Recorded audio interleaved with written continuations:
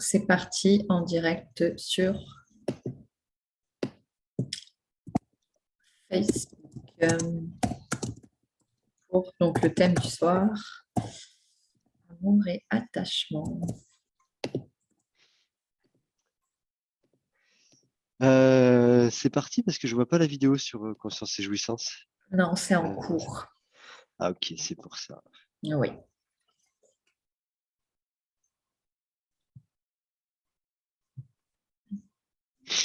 Stylo, G. Parfait.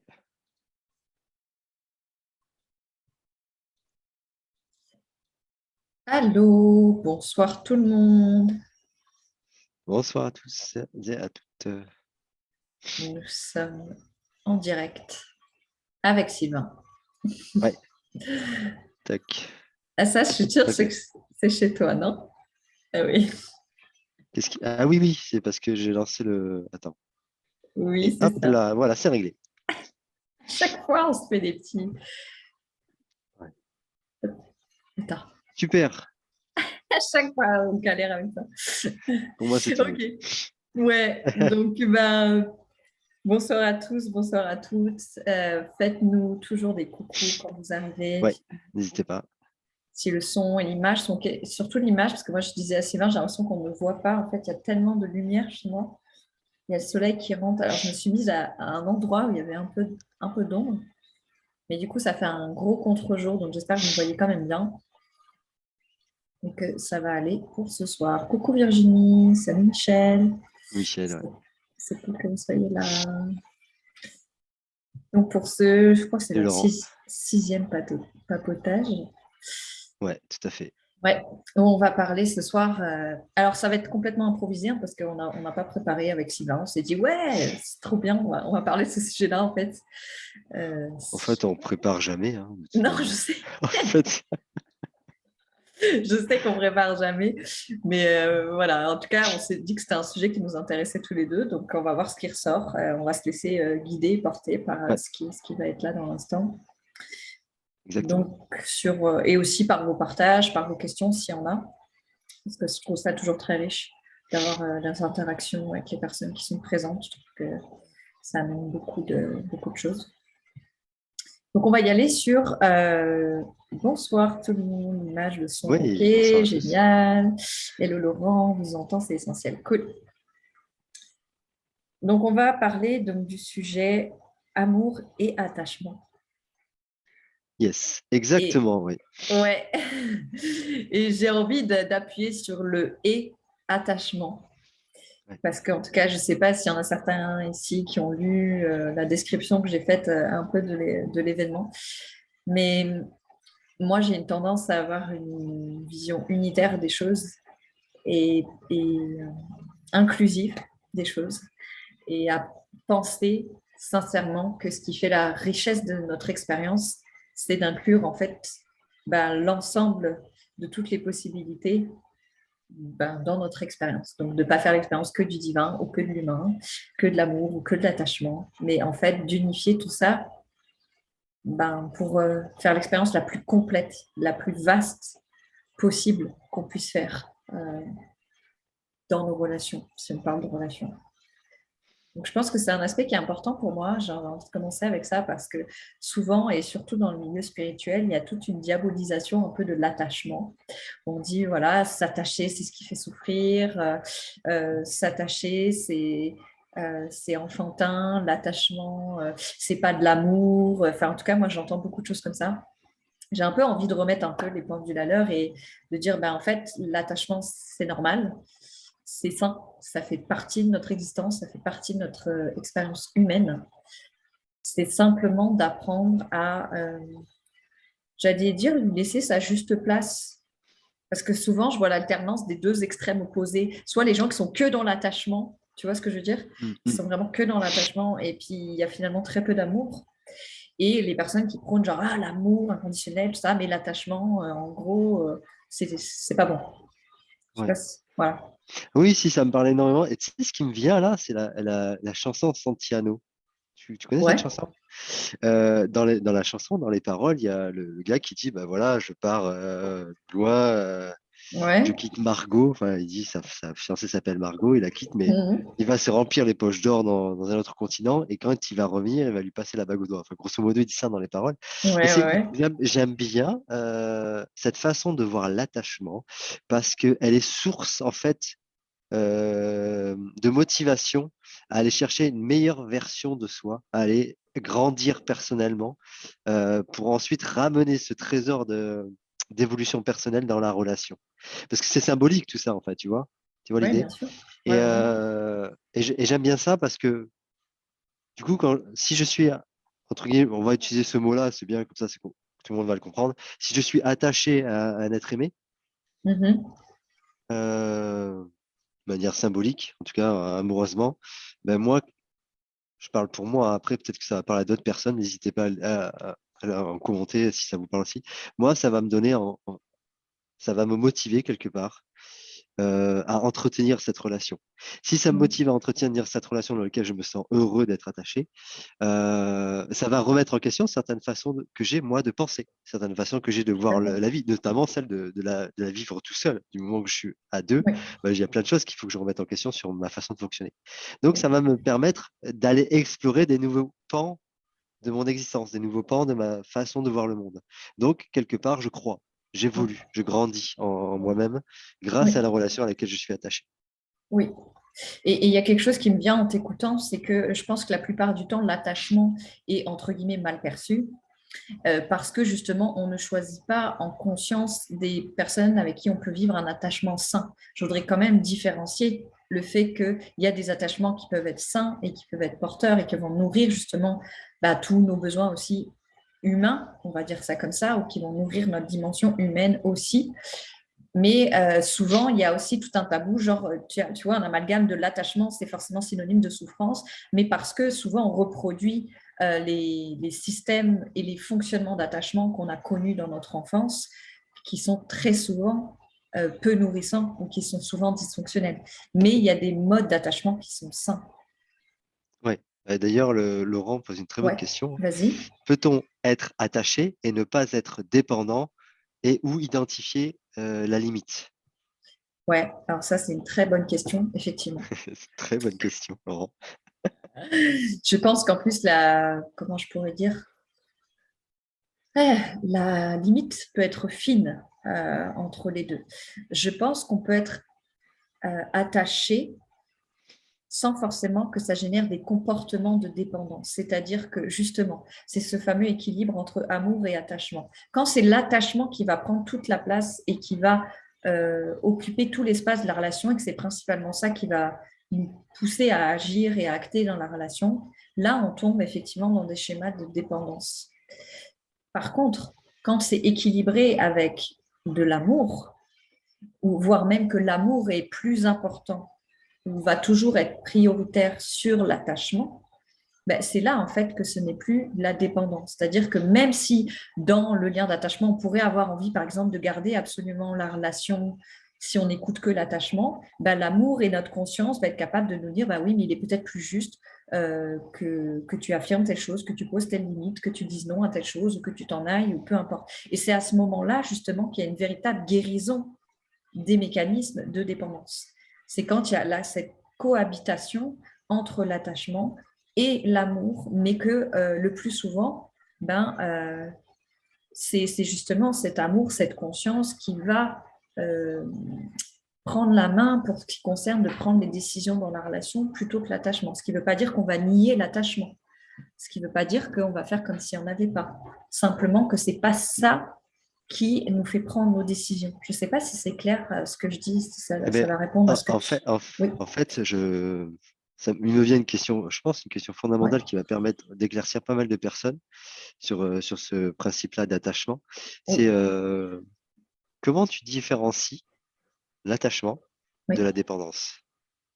oui, Parce que j'ai l'impression que c'est parfois, moi, quand je discute avec les gens, quand je les oui. coach, des fois, c'est un peu mélangé. Je sais pas si tu as déjà ressenti cette problématique-là dans tes accompagnements. Des fois, il y a Ouais. un mélange un petit peu entre les deux. Ouais, tout à fait, ouais. Ben, c'est en fait, encore une fois, c'est très proche parce que l'attachement, quand on est enfant, je veux dire la relation qu'on nourrit avec nos parents, c'est le premier lien d'attachement qu'on a. C'est les premières figures d'attachement qu'on a. Donc, le lien avec les parents est un lien d'attachement. C'est aussi un lien d'amour, souvent, mais c'est principalement un lien d'attachement. Donc, en fait, quand on va tomber dans des mécanismes de dépendance dans les relations, c'est parce que on va reproduire justement ces fonctionnements dans les liens d'attachement. Mais je te dirais que tu peux être lié à quelqu'un. Pour moi, l'attachement, c'est le fait de se lier, en fait, Ouais. énergétiquement, physiquement, émotionnellement. Tu vois, il y a quelque chose où on va vraiment se lier avec l'autre et former une entité ensemble. Tu vois, on n'est plus juste deux êtres séparés. Il y a Ouais. vraiment justement des attaches qui se créent, que ce soit au niveau sexuel, au niveau émotionnel, au niveau psychique. Donc, on va vraiment se lier avec quelqu'un. Mm. En fait, on peut tout à fait se lier avec quelqu'un d'une manière, encore une fois, qui est saine.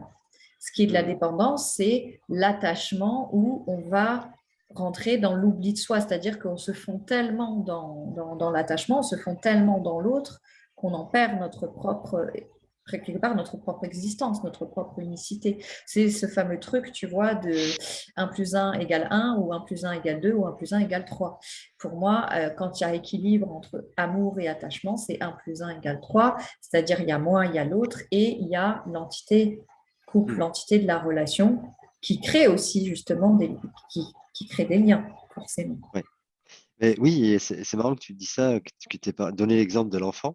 Alors, on va peut-être plus tard, si on a le temps, aborder la dépendance sous l'angle de la toxicité, comme on peut être dépendant à des produits ou autres. Mais moi, je voudrais juste revenir sur la dépendance du nouveau-né à sa Oui, mère, parce qu'effectivement, sa survie dépend de la maman. complètement. Et très tout petit, en fait, les bébés, en fait, savent qu'ils sont, enfin, ils le savent pas, mais inconsciemment, ils sont complètement dépendants et à la Factuellement. merci factuellement de leur maman. Et quelque part, il y a peut-être, je vais dire ça comme ça, une sorte de d'immaturité relationnelle Oui, qui fait que les adultes, en fait, replongent dans cette espèce de dépendance enfantine oui, c'est ça. à l'être aimé. Oui, Parce que, bah, et on le voit, en fait, dans certaines histoires où les personnes, ils jouent leur vie, en fait, dans la relation amoureuse, où on a l'impression mais on quand ils fait nous tous parlent de ça. la situation, Oui, qu'on va mourir si on perd l'autre. Et oui. ça, c'est vraiment Émotionnellement, symbolique, émotionnellement. oui, C'est symbolique, hein. On meurt pas bien quand une sûr. personne nous quitte, c'est très rare. Ça peut arriver, mais c'est extrêmement rare, hein. Par contre, effectivement, ça peut- Oui, oui, enfin, un bébé, effectivement, si une maman le pose quelque part et s'en va pendant 10 jours, le bébé il meurt. Ok, oui, donc là, c'est c'est factuel. ça. Oui, Voilà.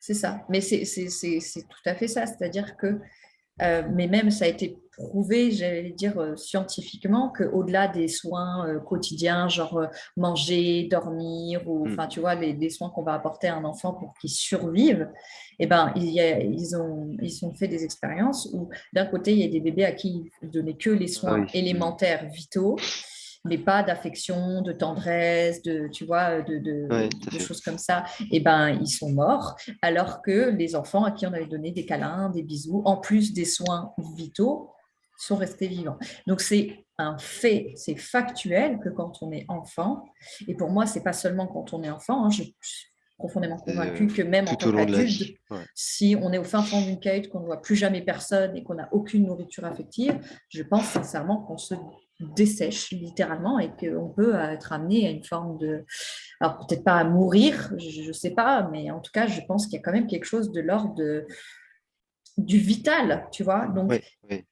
et effectivement, il y a quelque chose qui se rejoue dans la relation amoureuse où émotionnellement parlant, comme l'autre va nous ramener dans notre inconscient, dans tout ce qu'on porte au niveau psychique et donc dans la relation à nos parents de manière très inconsciente, et ben, effectivement, quand l'autre s'en va, quand l'autre nous quitte, ça nous réveille ces sensations de survie, comme justement, on a vraiment littéralement l'impression de mourir quand il y a une forme d'abandon de l'autre. Et on a beau tu vois, rationaliser et se dire oui, mais je suis Ouais. adulte et je sais qu'aujourd'hui je ne dépends plus, mais je veux dire, c'est archaïque, quoi, tu vois, Mm. c'est hyper fort.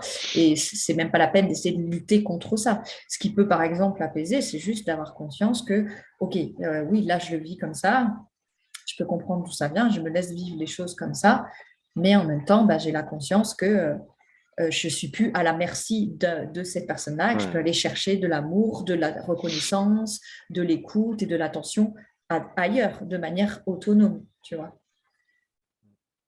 Et attends, je voulais voir parce que j'ai vu qu'il y avait une question de Laurent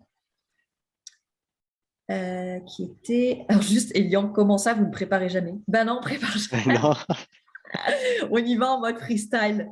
On se laisse porter, guider par ça. ce qu'on sent. On choisit un thème, puis on y va comme ça. Laurent, tu dis donc, est-ce que je suis d'accord avec cette citation que l'amour rend libre et l'attachement enferme? Ben oui et non, encore une fois, ça va dépendre si on parle d'un attachement Mm. qui est sain, d'un attachement qui est porteur et donc qui va nourrir notre dimension humaine de manière saine, ou d'un attachement qui devient, entre guillemets, malsain, où justement on n'est que dans la dépendance à l'autre et où peu importe j'allais dire, l'épanouissement de chacun, ce qui va compter plus que tout, c'est de garder la relation. C'est ça que je pourrais appeler un attachement qui est malsain. C'est ce qui va être en priorité, c'est de garder la relation, c'est de garder le lien, de garder l'attachement. Alors que dans une relation où il y a un attachement sain, oui, il y Mm. a ce lien, oui, il y a cet attachement, on en prend soin. Mais si c'est dans l'intérêt de l'un, de l'autre, de chacun, on va être capable d'accepter de le laisser partir. Tu vois. Eh oui. Et effectivement, et donc reste sur cette énergie-là, parce que j'ai un truc Ouais, très intéressant là de Elian, vas-y. pardon, Ouais. qui dit la blessure d'attachement en genèse, on trouve un trouble, c'est ce que tu dis, Sarah, ok, cette fusion, ok, mais il y Oui, a son pendant, le contre-dépendant, c'est la oui, trouble d'engagement malgré une très grande envie.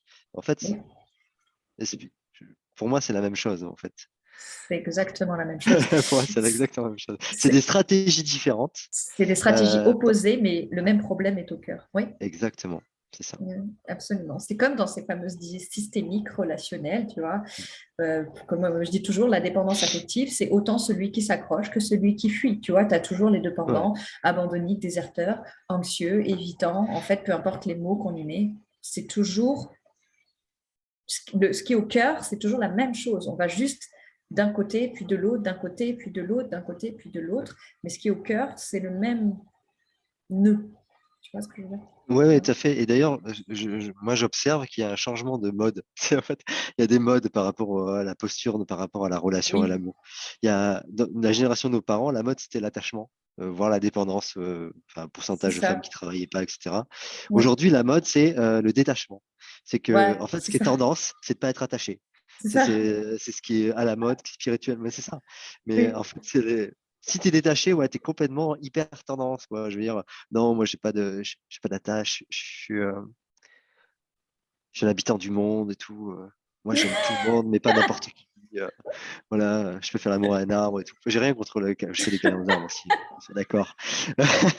Le truc, c'est que, oui. encore une fois, il y a un concept, moi, que j'arrêterai pas de marteler, qui est important pour moi, Ouais. c'est la négation d'une partie de soi. C'est-à-dire que pour moi, ces personnes-là, j'en ai fait partie pendant un moment. Je crois qu'il y a encore des parties de moi comme ça qui ont envie de se repeindre en blanc, comme je dis, en blanc, Ah, tu vois, c'est ça. et qui se cachent une partie d'eux-mêmes en fait. Parce que Oui. et ça, tu le vois dans ton accompagnement et moi aussi. Oui. Ces personnes qui disent, ben, j'ai jamais été aussi heureux en amour que quand j'étais célibataire. Oui, mais alors ça, c'est ce que je disais encore, je le dis tout le temps, hein. Quand ils retournent en relation, bah, allez hop, c'est reparti. Et donc du coup, pour éviter d'avoir à faire le job, je me dis, bah, je me repeins en blanc. Moi, j'ai pas d'attachement. Ouais, Ça m'auto-valide dans le fait que j'ai plus besoin de oui, m'attacher parce que de toute façon, quand je m'attache, je sais pas le gérer et ça me fait souffrir c'est parce que ça. bah, j'ai une approche Oui. immature de ça, de ces émotions-là. Et en même Ouais. temps, c'est jackpot parce que je suis hyper à la mode. Je suis hyper à la mode de pas être attaché. Donc c'est tout. J'ai voilà, j'ai le, C'est comment combo dire la. gagnant. Je Ouais, c'est reste ça. bien C'est dans je mon reste bien bunker, dans tu l'histoire vois. que je me raconte, tu vois. C'est Et en ça. plus derrière, je dis ah non, les relations, c'est de l'attachement, c'est de la souffrance et tout. On devient dépendant. Non. Non, non, Oui, en c'est fait, ce que ça. je c'est je sais pas le gérer. Donc, je m'invente Absolument. l'histoire que je suis une belle J'en ai pas personne besoin. qui a dépassé ça. Oui, absolument. Mais ça, effectivement, c'est de plus en plus fréquent. Et ça a un nom, d'ailleurs, en psychologie, on appelle ça l'autonomie défensive. C'est ça, C'est-à-dire que exactement. c'est pas une autonomie profonde, c'est pas une autonomie véritable. D'ailleurs, pour Mm. moi, l'autonomie suppose la capacité de reconnaître qu'on a des besoins humains et de s'en occuper, pas de faire comme si on n'en avait pas. Ça s'appelle du déni, pas de l'autonomie. Ouais, Non, c'est mais je ça. tiens à le préciser Non, quand non, même. mais quelqu'un qui est autonome, le meilleur. je vous dis, les gens, tous ceux qui nous écoutent, qui se disent autonomes, vous savez quel est le meilleur moyen de vérifier que vous êtes vraiment des gens autonomes? Mettez-vous en couple Mais c'est vrai, c'est et on vrai, verra. mais c'est Mettez-vous vrai. en couple. C'est vrai parce que c'est facile d'exister quand il n'y a personne pour te challenger, quand tu n'as personne qui t'active dans tes mécanismes de dépendance. C'est facile. Par contre, quand tu es tout activé par l'autre, que tu es dans tes trucs de dépendance, que tu as peur d'exister, tu as peur de t'affirmer, tu as peur de dire ce que tu ressens, tu as peur de perdre l'autre, là, c'est une véritable opportunité d'exister vraiment. Là, c'est une véritable opportunité de se positionner, en fait, et effectivement de se positionner de manière autonome, c'est-à-dire j'existe dans tout ce que je suis, dans toute ma puissance, même si ça suppose de prendre le risque de perdre quelque chose. Oui. C'est ça, hein. Et effectivement, je suis complètement d'accord avec toi. Moi, je croise régulièrement des gens qui croient qu'ils sont libérés de la dépendance affective parce que ils sont bien tout seuls. Et puis, des fois, ils passent 10 ans, 15 ans tout seuls. Et puis, le jour où ils se remettent en relation, ils ont l'impression que le travail qu'ils ont fait sur eux n'a servi à rien parce qu'ils retombent exactement dans tous les mêmes fonctionnements, dans toutes les mêmes émotions. Mais parce que, encore une fois, ce qui s'active en relation, ça se travaille en relation. Ça ne veut pas dire qu'on ne peut pas faire des choses tout seul, mais ça veut dire que là où on va éprouver vraiment où est-ce qu'on en est et qu'on va y voir clair, c'est en relation, Ce, c'est pas ce ailleurs. soir, je vous préviens, ce soir, on va enfoncer des portes ouvertes, hein. Ce qui s'active en relation se travaille en relation. Ouais, mais, C'est- mais ça paraît évident, Mais tu oui, vois. non, mais c'est ça. Non, Mais dit comme non, ça paraît évident, tu vois. mais bien sûr, mais c'est pour ça, c'est d'une évidence Oui, pure, sauf oui, que à mettre oui. en application, c'est pas la même. Voilà, et puis le nombre de fois on a envie de se raconter un truc où je vais me guérir de moi à moi et tout ça, et je vais apprendre à être bien justement avec moi. Et je ne suis pas en train de dire que ça n'a pas de sens, ces périodes-là. Des fois, c'est vraiment nécessaire, surtout pour les personnes qui sont de type justement à enchaîner, à ne pas se sentir exister sans la présence de l'autre. Ça peut être nécessaire. Mais par contre, effectivement, à un moment donné, si on veut vraiment définitivement sortir ou guérir ou transcender ces fonctionnements en relation, bah, il va falloir retourner en relation. Tu n'apprends pas à nager en n'allant pas dans l'eau. Tu n'apprends pas à faire du vélo en ne faisant pas de vélo. Bah, tu n'apprends pas à sortir des fonctionnements relationnels en n'étant pas en relation. Ce n'est pas possible. Donc, à un moment donné, c'est juste logique. Exactement. Et attention à la virtualisation de l'expérience. Si je dis ça, c'est que on peut croire qu'on sait faire par des stages qu'on a fait, des Oui, c'est ça. formations et autres, Ouais. mais il n'y a rien de plus réel que l'expérience. Si je dis ça, parce que tu sais, j'ai un ami qui Ouais. était hyper fort sur des jeux vidéo de voiture. Il avait son volant, les pédales et tout. Il avait une bagnole chez lui, quoi, quasiment. OK. Il était balèze. Il n'avait jamais passé le permis de sa vie. Le jour où il a passé le permis, il y est allé en candidat libre. Il s'est dit, c'est bon, je sais faire. Bah, devinez ce qui s'est passé. Je peux supposer. Mais oui, mais c'est ça. Mais c'est ça. C'est ça. Et c'est vrai que c'est tentant de se protéger en se disant, ben voilà, effectivement, je ne sais pas gérer mon attachement. Moi, par exemple, tu vois, dans mon parcours, moi, je Hmm, suis quelqu'un qui m'attache énormément. Tu vois, ok, je sais pas être avec quelqu'un sans m'impliquer totalement, émotionnellement, ok. psychiquement. Voilà. Donc, pendant longtemps, ça a été quelque chose de très difficile à gérer parce Hmm, hmm. que ben, c'était très fort. Et du coup, ben, quand il fallait potentiellement perdre le lien d'attachement, voilà, je pétais les boulons et j'étais prête à tout juste pour garder le lien, même si je me faisais du mal, même si c'était plus cohérent avec moi, même si c'était plus cohérent pour l'autre. Voilà, donc c'est là où effectivement ça devient problématique. C'est quand il n'y a que ça qui prend toute la place. Mais encore une fois, si on est en capacité d'avoir suffisamment d'amour, de respect pour soi, pour l'autre, pour la relation, ben, même si ça nous fait mal, on va être en capacité de dire, bah, par exemple, là, effectivement, ça a du sens d'arrêter ou ça a du sens que je mette cette limite-là ou que j'exprime telle chose. Voilà. Et c'est vraiment, encore une fois, c'est une façon concrète pour moi de guérir de la dépendance affective. C'est chaque fois que j'ai peur d'oser exister en relation parce que je crains de perdre l'attachement, ben, toutes les fois où j'ose le faire, je me guéris concrètement à travers une action concrète, pas seulement à travers j'accueille mon enfant intérieur. Et tout ça, c'est super important, hein, on s'entend bien, mais c'est toujours ce juste équilibre entre oui, j'accueille mes blessures, j'accueille mes émotions, j'accueille là où ça me touche et tout ça, mais j'agis aussi, c'est-à-dire j'arrête d'agir juste depuis cet espace d'enfant quelque part terrorisé de perdre le lien et qui a l'impression qu'il va mourir s'il perd le lien, comme tu le disais tout à l'heure. C'est vraiment Ouais. ça. Et Ouais. d'ailleurs, par rapport à ce que tu viens de dire, il y a Virginie qui a posé une question qui est tout à fait dans le thème.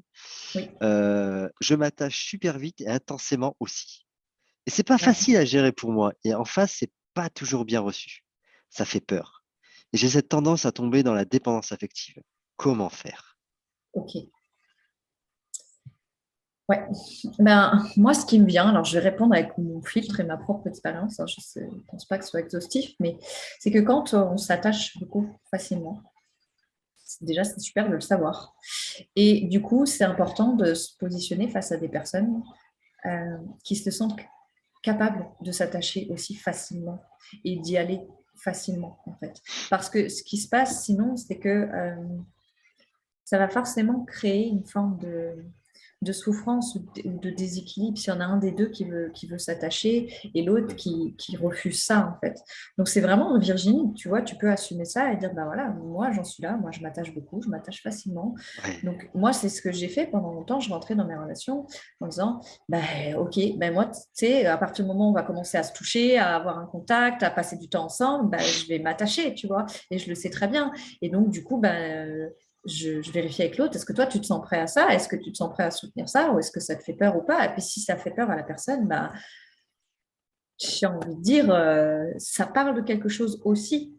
Parce que mm, autant, effectivement, d'être que dans l'attachement, ça peut être, entre guillemets, néfaste, autant quelqu'un qui a peur de l'attachement, il y a aussi quelque chose à regarder, quoi. Donc, ouais. c'est ça. Après, oui, vas-y, pardon. Non, mais vraiment, parce que toi, tu l'as dit naturellement. Moi, je l'ai capté, mais toi, tu dis Oui, naturellement, et peut-être que Virginie ne l'a pas capté. Ce que toi, tu oui, dis, c'est que déjà de catcher ça chez soi, c'est déjà une première chose. Donc, oui, c'est d'être conscient d'avoir ça. Mais ce oui. que tu dis qui est extrêmement important, c'est d'oser l'affirmer dès le début de la relation. Ah oui, c'est Parce ça. que toi, tu le dis naturellement, mais qui, qui au début d'une relation dit, OK, Maurice ou Janine, si tu veux, assis-toi là. Voilà, donc, alors moi, à partir du moment où on va se toucher, on va se faire des bisous, je préfère te prévenir et je vais être complètement in love de toi. C'est-à-dire que je vais t'envoyer 17 SMS par jour. Et si tu me réponds pas dans l'heure, je vais commencer à me faire des films de dingue où tu t'es fait capturer par des extraterrestres, où tu es tombé sur Shakira qui était en bad trip et elle a eu un crush avec toi, tu vois. Ouais. Je tire, je grossis à peine le trait. Mais, euh, mais c'est ça. En quoi, Sarah, c'est extrêmement important d'être le plus transparent possible l'un envers l'autre dès le départ. Mais il y a plusieurs raisons au fait que ce soit absolument pour moi fondamental d'avoir cette transparence dès le départ. La première, c'est que c'est un acte d'amour pour soi, déjà. C'est-à-dire que je m'aime suffisamment pour me voir, me reconnaître dans ce que je suis et assumer là où j'en suis. Tu vois, j'essaye pas de me cacher, de me déguiser. Donc c'est une forme d'amour, d'acte d'amour de soi déjà extrêmement puissant, déjà d'une. Deuxièmement, le fait de se positionner avec autant de clarté, autant de transparence, ben, ça permet de faire un tri naturel en face avec les personnes ben, qui vont matcher, qui vont être capables de soutenir en fait la relation qu'on a envie de vivre ou pas. Donc en Mm. fait, c'est oui, c'est prendre le risque potentiel d'être rejeté, mais c'est prendre le risque d'être rejeté pour qui on est et là où on en est maintenant. Or, on ne peut avoir une relation vraie avec quelqu'un qu'à partir de là où on en est maintenant. Donc, ça permet vraiment de faire naturellement le tri sur les personnes avec qui on est compatible ou pas. Ok. Et j'ajouterais que on pourrait penser que être honnête comme ça sur entre guillemets sur là où on en est, pourrait Hmm. entretenir en fait notre système dysfonctionnel, mais non. C'est tout l'inverse. C'est tout l'inverse. C'est justement ne pas le dire, le cacher Oui, qui entraîne ça. oui, L'affirmer, l'exprimer avec amour pour soi, c'est libérateur et ça guérit intérieurement. Et plus oui, on est OK de ça. dire ce qu'on est tel que l'on est dès le départ de la relation à l'autre, Oui, en fait, ça nourrit, ça guérit. Parce mais que oui, le cacher, le garder pour soi, en fait, il y a pas de- il y a, comme tu dis, Virginie, un peu plus haut, ce que tu dis est super vrai, en fait. Tu dis, bah, par exemple, en face, c'est pas toujours très bien reçu, ça fait peur.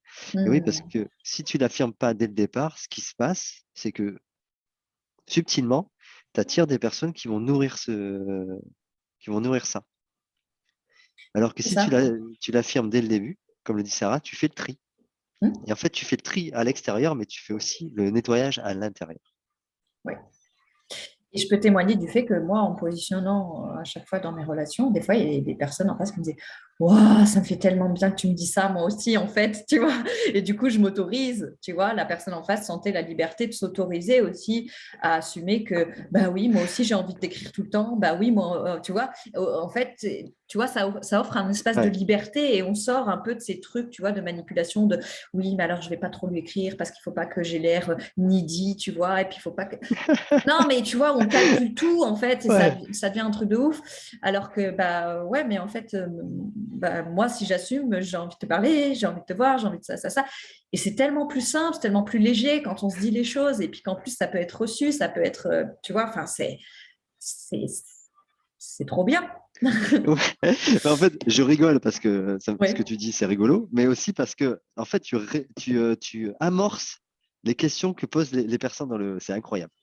Euh, Tu Je vois, les par rapport vois à ce que pas, tu viens attends. de dire, mais justement, c'est ça, Ouais. pour ça que je rigole. Par rapport à ce que tu viens de dire, justement, Laurent, il pose à ce moment-là la question de mais comment tu expliques la dynamique du je t'aime moi non plus? Ah, trop bien. Oui. Et attends, je vais juste regarder parce que j'ai vu qu'il y avait d'autres choses au-dessus. Attends, je vais juste checker les autres commentaires et je réponds à Laurent.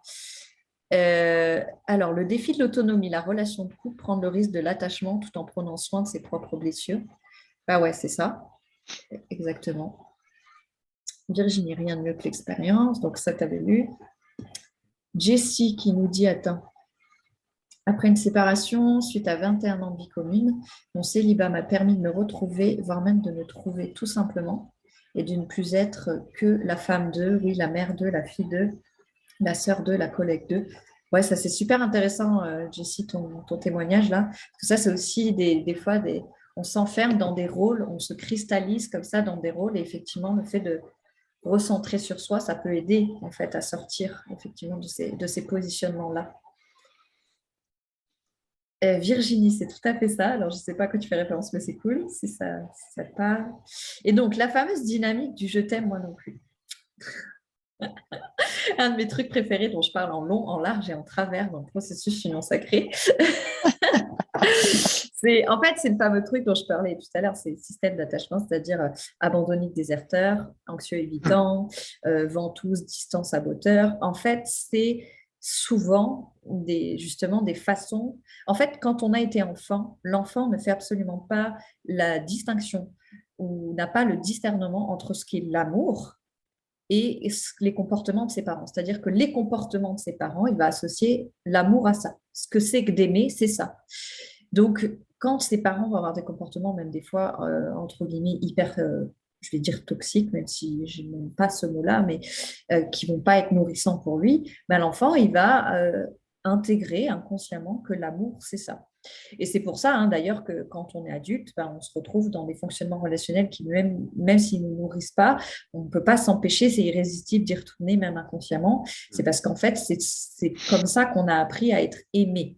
On a fait une fusion, en fait, dans notre inconscient entre les comportements de nos parents et l'amour. On a associé les deux. On n'a pas fait la distinction, en fait. On n'a pas été en capacité dans l'enfance de dire, bah, OK, peut-être mes parents m'aiment, mais à ce moment-là, ils ne sont pas disponibles, ils sont défaillants, et ça, c'est pas de l'amour, c'est leur propre peur, c'est leur propre ego, c'est leur propre défensive, tu vois. Il n'y a pas eu ce recul-là.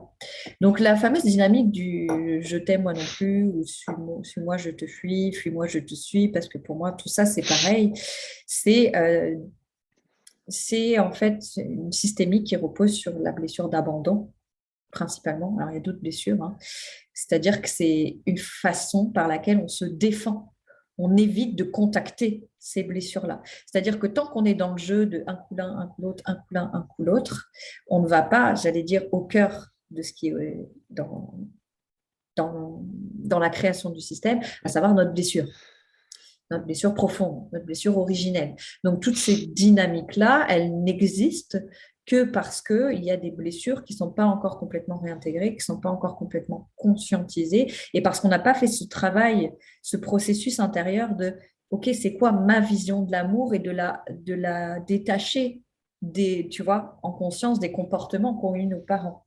Parce que pour peu que nos parents, bah, par exemple, justement, ils nous disaient oui, je t'aime, et ils n'étaient pas présents, pas disponibles, ou alors que justement, ils ne nous disaient pas qu'ils nous aimaient, ou peu importe la forme que ça a pris, ben nous, on a associé ça, enfant, à c'est ça l'amour. Quand on m'aime, on se comporte comme ça. Et donc, on le reproduit en étant adulte. Ben, en fait, quand on m'aime, on n'est pas là, ou quand on m'aime, on ne me le dit pas, tu vois. Mhm. Et c'est ça qui se passe dans ces fonctionnements-là, en fait. Exactement. En fait, quand tu es dans ce fonctionnement-là, je vais prendre un abandonné déserteur, par exemple, quand tu commences Ouais, à creuser et justement à toucher quelque chose de plus sensible, à guérir, oui, et que ça t'active, que l'autre t'active dans cette blessure-là, bah, tu peux avoir envie de fuir, oui. ou tu peux Ou de avoir envie t'accrocher. de t'accrocher, de rester encore un petit peu.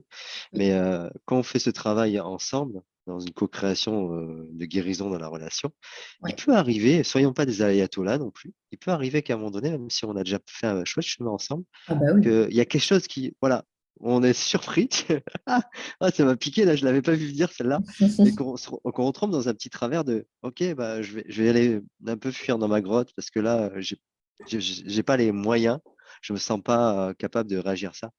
Et il faut aussi parfois aussi être indulgent et comprendre ça chez l'autre qui est là, voilà, Mais il oui, a et laisser aussi du temps.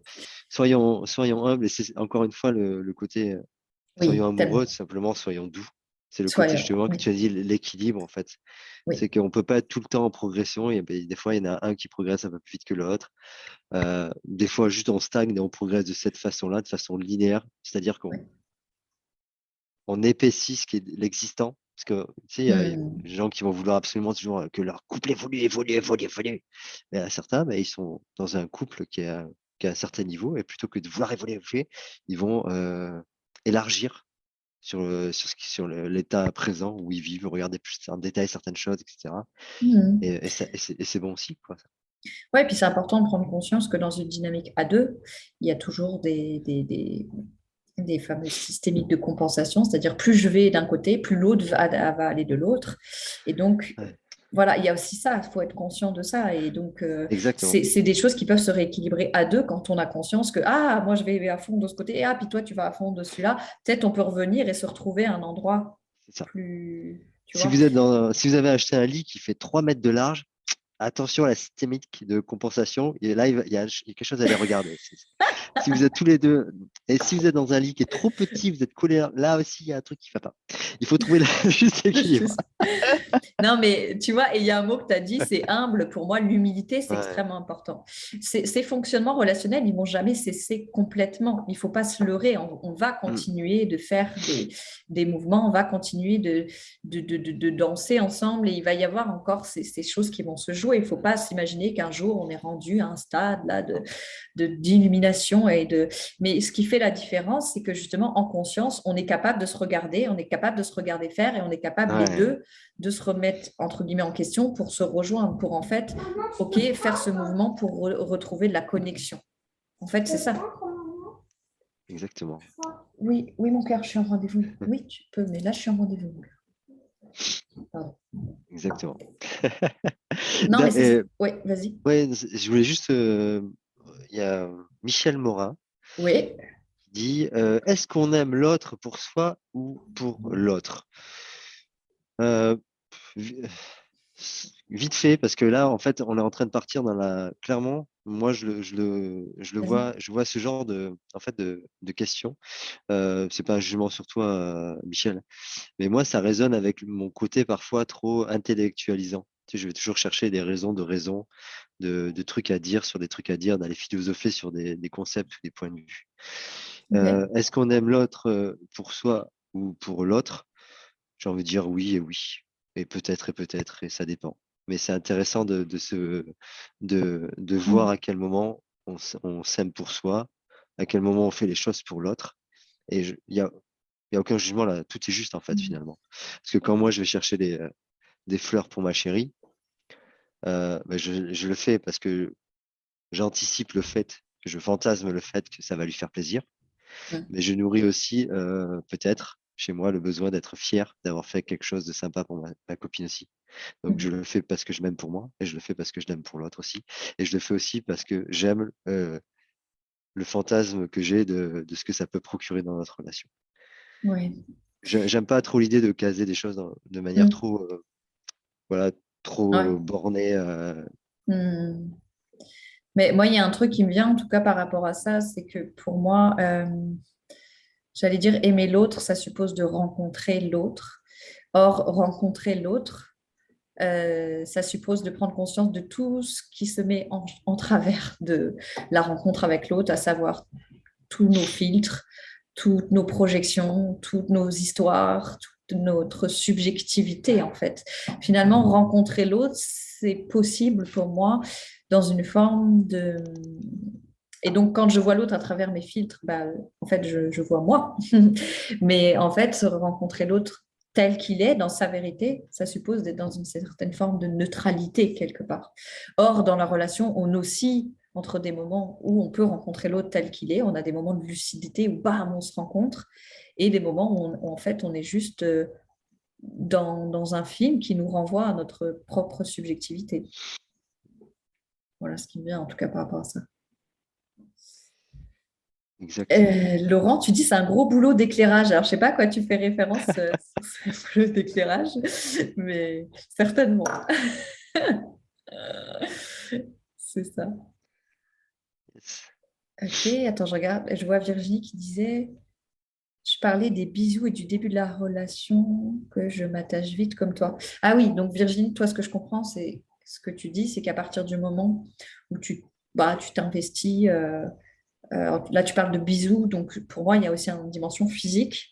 Bah, il y a un attachement Mm. qui se crée. Et ça, c'est très intéressant. Je vais en profiter pour amener quelque chose ici. C'est qu'on a tendance à banaliser quand même le toucher. En fait, le toucher est un des moyens par lequel on va réveiller, activer en fait énormément de notre inconscient. Quand on entre en contact physique avec quelqu'un, alors qu'il soit plus ou moins intime, ça va en fait aller nous chercher dans des tas de zones psychiques dont on n'a absolument pas conscience et ça nous investit énormément. Et on a tendance à banaliser le toucher comme si, bon, voilà, on couche avec n'importe qui, on a des plans cul comme ça, et on a tendance beaucoup à banaliser ça. Donc, je ne veux pas amener ça dans une gravité et tomber dans l'autre extrême. Par contre, je veux toujours amener à cette conscience, par exemple, si on parle de la sexualité, des attaches sexuelles, par exemple. On parle d'attachement, les attaches sexuelles, c'est tangible. Moi, personnellement, je suis capable de les ressentir comme presque quelque chose que je peux toucher. Donc, et je suis capable de sentir quand je suis en relation avec un homme quelles attaches sont encore présentes au niveau émotionnel, au niveau sexuel avec certaines femmes ou pas. Donc, je veux dire, c'est concrètement quand on a un rapport au niveau du toucher avec quelqu'un, on crée une attache, on favorise l'attachement. C'est factuel. Donc, on a beau se dire, oui, je vais rester détaché, non, c'est trop tard, en fait. À partir du moment où il y a un toucher, bah, on est investi. Et notre inconscient, il embarque plein de choses. Donc, on peut essayer de banaliser ça et faire comme si on allait passer au-dessus. Mais le nombre de personnes qui disent, ouais, mais voilà, je vais avoir une relation légère avec telle personne et puis on va juste se voir pour coucher ensemble, c'est sympa. Et puis 3 mois après, ils sont au bout de leur vie parce que, ah, ben, ils se sont attachés, puis l'autre, en fait, il veut pas. Et puis, ben oui, parce qu'on ne joue pas avec ces choses-là. Enfin, on ne devrait pas, pour moi, jouer avec ces choses-là parce Mm. qu'on embarque, en fait, toute notre inconscient, tout justement notre enfant intérieur avec ses mémoires de liens d'attachement. Et donc, on fait comme si on vivait ça dans la légèreté alors qu'on vit juste ça dans l'inconscience. Or, en l'occurrence, pour moi, quand vraiment on a un rapport intime avec quelqu'un et encore plus dans le rapport sexuel, on crée un canal d'échange et on crée des liens d'attache. C'est un fait, qu'on le veuille ou non. Et ce canal d'échange, ben, il va échanger. Il va échanger des énergies. Et, et, et on peut dire oui, même si on n'en a pas conscience, que c'est pas là, mais d'expérience. Hein. Tu vois, quand j'ai eu des relations, par exemple, mon partenaire a une relation avec une autre femme, il n'était même pas rentré à la maison, que je le sentais à distance. Et quand il était près de moi, j'avais même des images de la femme, je sentais son énergie. C'est vraiment quelque chose qui est concret, qui est tangible quand on a cette sensibilité-là. La plupart du temps, on ne l'a pas, mais faut quand même être conscient qu'embrasser quelqu'un, toucher quelqu'un, mais ça va embarquer beaucoup de choses dans notre inconscient. Donc, et ça va embarquer de l'attachement. C'est obligé. Ouais, C'est obligé. exactement. Mm. Donc, on peut faire comme si ce n'était pas le cas et puis qu'on allait rester détaché et puis se raconter des histoires. Mais Ouais. voilà. Ouais, parce que justement, pour se couper de cette sensibilité-là, pour se couper de la sensation de la présence de ce canal-là, on fait tout remonter au niveau du mental du coup, qui Bah ouais. mentalise les choses. Et le problème du mental, c'est que sa fonction principale, ce qu'il adore faire, c'est raconter des histoires. Et les histoires qu'il raconte, ça crée de la dépendance. Oui, aussi. Oui, bien sûr. Et aujourd'hui, je trouve que la tendance actuelle dans la société, c'est en train de. Il y a des choses qui bougent, mais j'observe qu'on aime bien. On est vraiment aujourd'hui beaucoup dans. À la fois, il y a d'un côté beaucoup de personnes je ne voudrais pas faire de généralisation, mais il y a comme une cristallisation d'un côté beaucoup de personnes qui mentalisent, ce qui aujourd'hui les émotions montent, sont de plus en plus fortes. En fait, C'est ce clair. canal, cette conscience qui a un lien subtil lorsqu'il y a attachement, Mmh. lorsqu'il y a rapport avec l'autre, est tellement de plus en plus prégnant que certains cerveaux sensibles, certaines personnes sensibles qui seraient submergées par cette prise de conscience-là, coupent en fait Bien sûr. leur connexion en fait en mettant tout dans le mental. Et ça provoque justement ce mouvement vers l'hyper-idéalisation, l'hyper-storification de sa Ouais. vie en fait. Hein. C'est pas Mhm, pour rien mhm. que Instagram, etc., ils sont en train d'exploser parce que Instagram, c'est pile poil, c'est exactement l'exemple concret de ce que tu parles.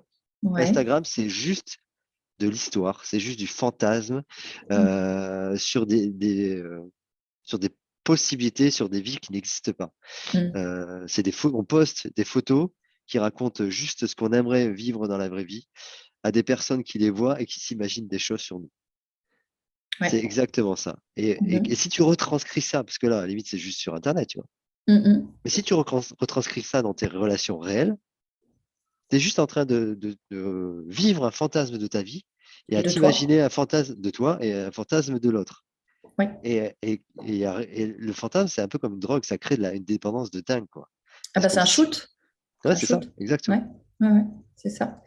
Sauf Et que, sauf que, vas-y. après, je te laisse la parole. Sauf que Ouais, ouais. redescendre dans son corps, Mm. redescendre à la sensibilité du canal, Ben c'est oui. beaucoup moins funky, c'est pas Instagrammable. C'est pas ça. C'est pas Instagrammable.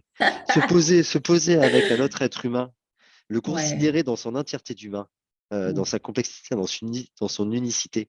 Parce qu'un Mm. être humain, il n'y en a pas deux sur Terre. Hein. C'est On est clair. hyper rare, on est plus rare que du diamant, et on vaut plus Mm. cher que de l'or. Hein, si on compare que la valeur, c'est la rareté. Hein. Oui.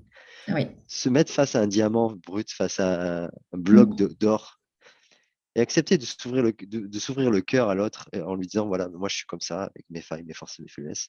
C'est pas Instagrammable, ça. Ouais, et puis le laisser venir nous toucher dans les endroits les plus Ça. sensibles euh, de Ah, notre être, en fait. C'est ça. ouais. Tu sais, moi, j'ai souvent eu ces expériences. J'en parlais encore récemment avec quelqu'un qui m'est cher, c'est qu'en fait, tu sais, à certains moments dans mes relations, je pouvais sentir quand on approchait la zone ultra sensible, tu sais, la zone Ah, warning, la zone animal blessé, comme j'appelle ça, tu vois, où, tu sais, où il y a genre, tu sais, le réflexe de, bah, pas, pas là, ça fait trop mal, et puis je sais pas qu'est-ce que tu vas faire de moi. Je sais pas qu'est-ce que tu vas faire de moi si je me dévoile dans cet endroit-là, tu vois, parce que si je me dévoile là, je suis à poil devant toi, je suis dans une totale vulnérabilité face à toi. Et de mon expérience, et des fois, je sentais la résistance de mon Dieu, on s'approche, on s'approche, on s'approche. Et les moments où, bam, ça lâchait, tu vois, et l'intimité qui se crée instantanément, tu vois, ah, dans ces moments-là. Et ça, c'est vraiment quelque chose qui est.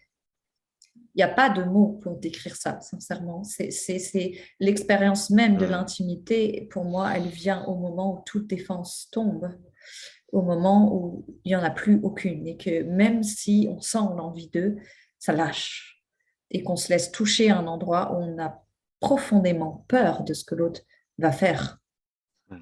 dans cet espace-là et face à nous de cette façon-là. Mais il n'y a pas d'autre façon de créer une véritable intimité. Tout le reste, c'est du bluff. Tu vois ce que je veux dire? Mm. C'est ça que ça m'évoque, ce que tu dis. Ouais, Mm. c'est ça. Et je rebondirais sur ce que dit Laurent en disant que la vulnérabilité est Instagrammable. Euh, Oui, de- Ok. ouais, bah, je connais pas Instagram, moi, très bien, mais peut-être, Mais j'en sais rien. c'est des photos. De mon point de vue, la vulnérabilité, elle peut s'exprimer quand on accepte d'être vulnérable dans une Voilà, peu importe intimité, où. dans l'intimité. Mm. Et c'est quelque chose qui se joue à deux. Et je me vois difficilement ouvrir mon cœur à l'autre en me prenant en photo, tu vois. Parce que je pense que pour moi, Ok. ça fait partie de ces choses, tu vois, euh, ouais, qui sont de l'ordre de l'intimité. Donc, c'est des choses que je vis avec ma chérie. Et D'accord. c'est des choses que je vis uniquement entre elle et moi. Mhm. Oui, après, je pense que c'est. Moi, je vais rejoindre ce que dit Laurent dans le sens où, par exemple, moi, je sais que dans ce que je partage, je vais souvent me livrer aussi dans une forme de Ouais, vulnérabilité, tu vois, où ouais. je. Voilà. Donc, Mm. c'est dans ce sens-là, moi, ça me résonne. Ouais. Ah oui, d'accord, mais ok. Ouais. Ça, on parle pas de la même, enfin, du même contexte de vulnérabilité. Oui, mais c'est ok. Alors, attends, je regarde, juste, je vois qu'il y a des trucs. Alors, attends, Michel qui disait trouver l'équilibre, on est d'accord. Merci, Sylvain. Bah, cool. Et pensez-vous que l'on peut se présenter dans le couple avec juste des envies et non plus de besoins à combler? Peut-être que c'est possible. Peut-être que c'est possible. Je pense encore une fois qu'il n'y a pas de tout blanc ou tout noir. Je pense Ouais, qu'il y a des moments où on peut être dans un état d'abondance on a tellement à donner que en fait on est dans le partage et puis ben, tant qu'on a en fait un ego et un enfant intérieur blessé, il y a des moments où ça se réactive puis on est de nouveau dans j'ai besoin, j'ai quelque chose à combler. Donc je pense qu'il faut un peu sortir en tout cas, ce serait mon point de vue, d'une forme d'idéal absolu, qu'un jour on va atteindre un état, on n'a plus de besoin, qu'un jour on va atteindre un état d'éveil constant, qu'un jour on va atteindre tel ou tel état. Je dirais même d'arrêter de le rechercher en fait. Mais je ne pense pas que c'est ce qu'il veut dire, hein, mais c'est ce qui me si. vient. En tout cas, c'est ce que ça m'inspire. Mais peut-être que c'est possible. En tout cas, moi, ce qui me vient, ce qui est possible dans mon expérience, c'est que de se présenter en ayant conscience des choses qu'on a envie de combler et en ne laissant encore une fois pas ça diriger la relation. Et c'est ça qui va faire toute la différence. Ça ne veut pas dire Ouais, qu'on ne va plus le ressentir. Ça ne veut pas dire qu'il n'y a pas des moments où on va ressentir une envie de combler quelque chose. Ça veut juste dire que ce n'est pas ça qui prend les décisions pour nous. ouais. C'est ça Et, la différence. et je rajouterais juste un truc par rapport à ce que tu viens de Vas-y. dire sur ce qu'a écrit Elian. Oui. Excuse-moi si je le prononce mal. Sortons des il faut que, des vérités absolues, effectivement, comme tu l'as dit, des points à atteindre. En fait, il n'y a jamais de point à atteindre. On est tout le temps en perpétuelle transformation, on avance tout le temps sur le chemin. Et par rapport à ce que tu écris, Elian, moi, je t'invite à essayer de sortir de cette dictature du j'ai plus envie de ça. Parce que ça dont tu as plus envie dans la vie, tu l'auras toute ta vie, il sera peut-être amoindri, tu l'auras peut-être, comment dire, amadoué, apprivoisé, mais il sera tout quand même présent et tu sauras faire avec. Et, attends, Oui, pas vas-y, fini. c'est pas grave. Je t'en prie. Et je t'invite à remplacer non plus deux par même si. Remplace par exemple, ta phrase, c'est pensez-vous que l'on peut se présenter blablabla, avec non plus de besoin à combler? Pensez-vous que l'on peut se présenter dans le couple, même si on a des envies et même si on a des besoins à combler? Et la réponse, Eliane, c'est oui, bien évidemment. Oui. Alors, intéressant en tout cas, parce que moi, j'ai entendu qu'il aimerait ça. Ouais, Parce que tu as utilisé le terme de dictature, ça résonnait moins, mais je trouvais ça très pertinent, en tout cas, ce que tu disais. Mais oui, en tout cas, il y a quelque chose.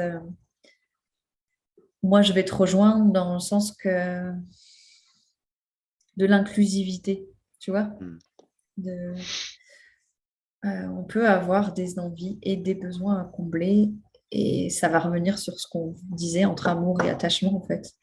On peut être tout ça à la fois. Et c'est pas un problème en soi. C'est de quelle façon on embrasse cette expérience et qu'est-ce qu'on en fait. qui est intéressant et qui est important. En tout cas, de mon point de vue. Hmm. Voilà.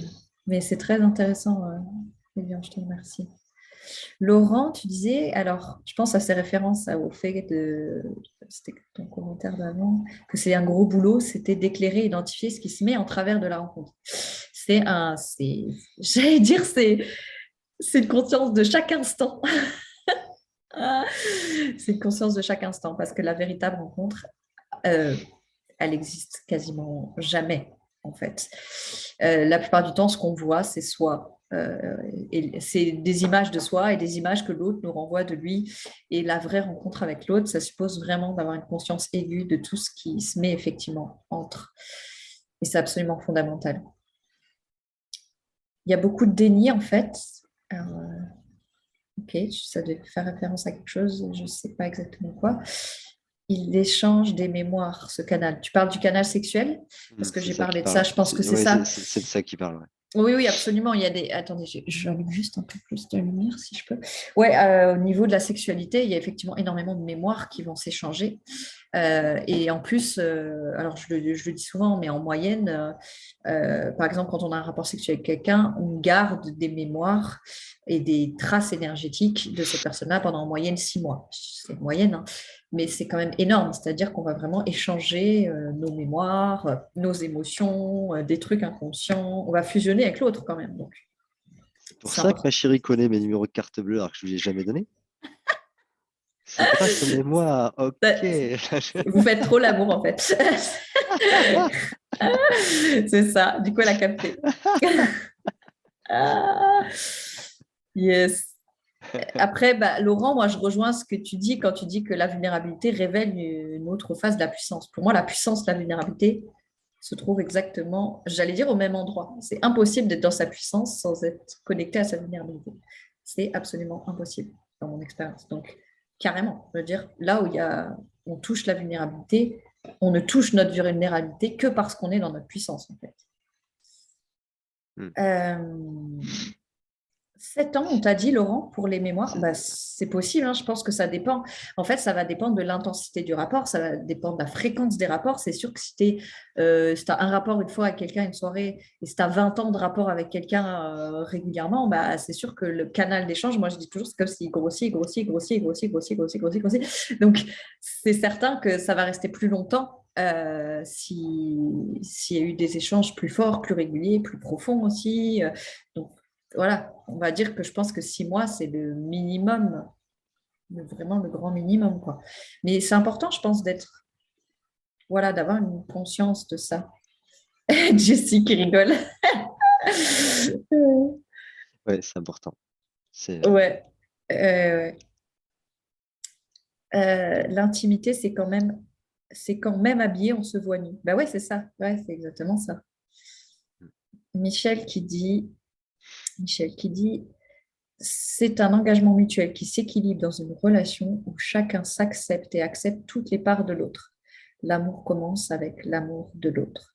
Ouais, oui, tout à fait. Et je dirais, bah, en tout cas, accepter toutes les parts de l'autre, bah, déjà, ça suppose qu'on soit capable de le faire avec soi, ce qui est déjà souvent le plus gros du processus. Je ne sais même pas si à un moment, ça suppose d'avoir tout réintégré, mais en tout cas, ouais, dans la mesure du possible, effectivement.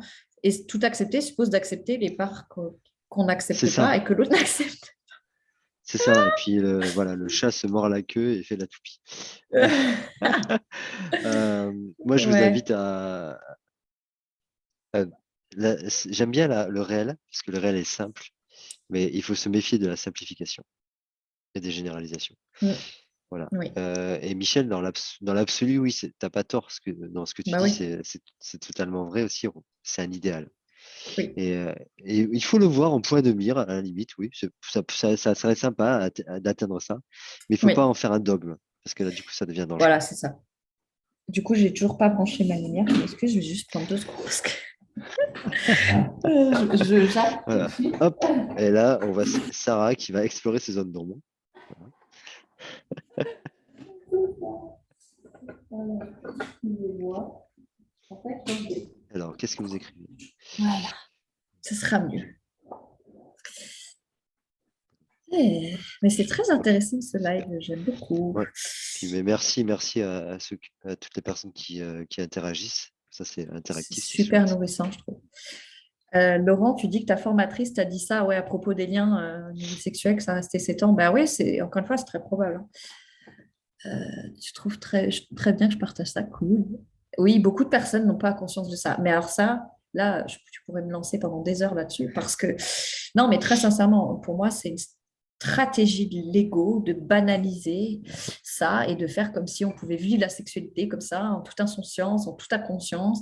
Et du coup, c'est une façon de nous couper, pour moi, de notre puissance sexuelle et de ouais, de la puissance de notre énergie sexuelle. Parce que, encore une fois, comme je le dis tout le temps, pour moi, quelqu'un qui est en conscience et en maîtrise de son énergie sexuelle est profondément libre et souverain. C'est quelqu'un que tu ne pourras jamais soumettre ni rendre esclave. C'est quelqu'un qui est profondément dans sa puissance.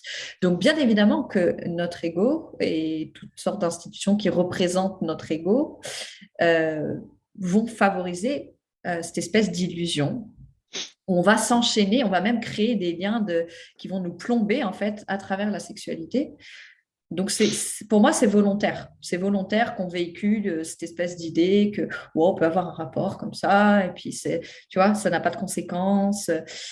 Même, il y a des gens, quand ils ont suffisamment de sensibilité, ce qui est mon cas, mais je connais d'autres personnes pour qui c'est le cas, qui savent ressentir quand, après un rapport, ils sont en train de vivre des émotions qui sont activées par le rapport qu'ils ont eu. Alors, encore une fois, elles sont activées parce que chez eux, il y a une sensibilité, mais ou en tout cas, ils ont récupéré en partie quelque chose de l'autre. Encore une fois, il y a fusion énergétique. C'est ça.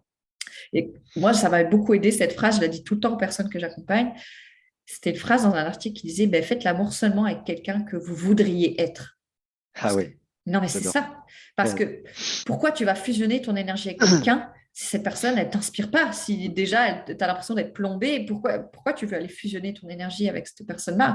Alors oui, ça peut être pour ce qu'on appelle des bénéfices secondaires, mais bah ok, mais ça a des conséquences quand même, qu'on le veuille ou non.